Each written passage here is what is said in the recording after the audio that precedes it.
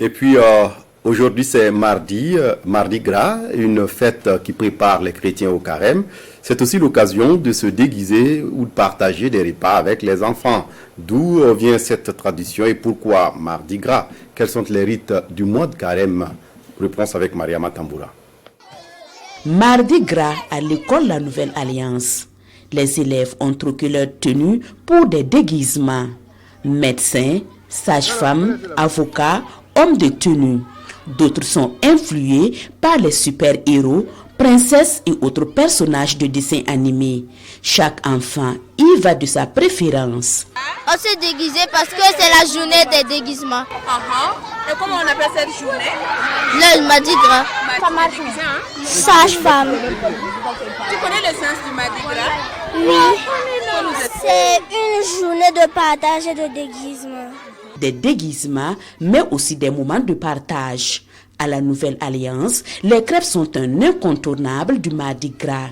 Ici, parents d'élèves et enseignants s'activent. Nous sommes en train de réaliser les crêpes que nous allons partager avec les enfants. Il y a des jus et autres qui sont des dons des parents d'élèves. Donc, parce que la journée de mardi gras, c'est une journée de partage ici. Donc, c'est les boissons, la nourriture que les parents offrent aux élèves, que ce soit au niveau des enfants, que ce soit au niveau des parents d'élèves. Donc, on travaille chacun de son côté à ce qu'il y ait plus de cohésion en fait au niveau des enfants. Mardi gras est souvent associé à une fête de l'Église catholique. Mais qu'en est-il exactement pour Abbé Justin Sangré? Pas de valeur spirituelle. Avoir une signification spirituelle, non. Voilà, c'est plutôt, j'allais dire, une signification populaire, surtout en lien vraiment avec le carême qui doit commencer. On s'est dit, bon, maintenant, on va mettre peut-être le dernier coup d'accélérateur en termes alimentaires, avant d'entrer maintenant dans le vif du combat, qui sera une pénitence, qui sera une privation demandée aux croyants chrétiens. 40 jours de jeûne et de privation demandés aux croyants. Dans son message de carême 2023, le pape exhorte les fidèles à entrer dans une démarche de transfiguration personnelle.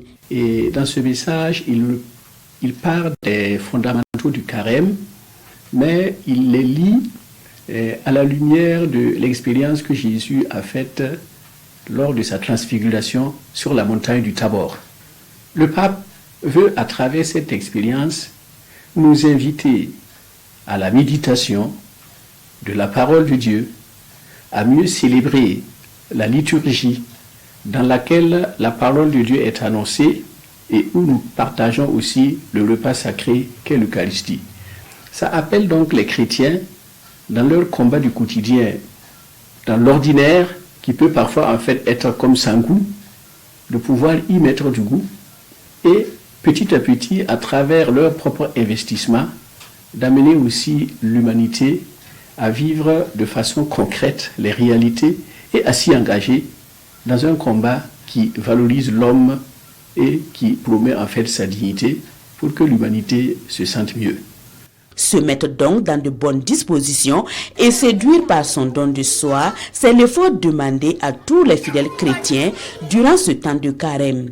Le Burkina Faso est en quête de paix et Abbé Justin Sangré de souhaiter que ce soit également un moment d'intercession pour que la paix revienne au pays.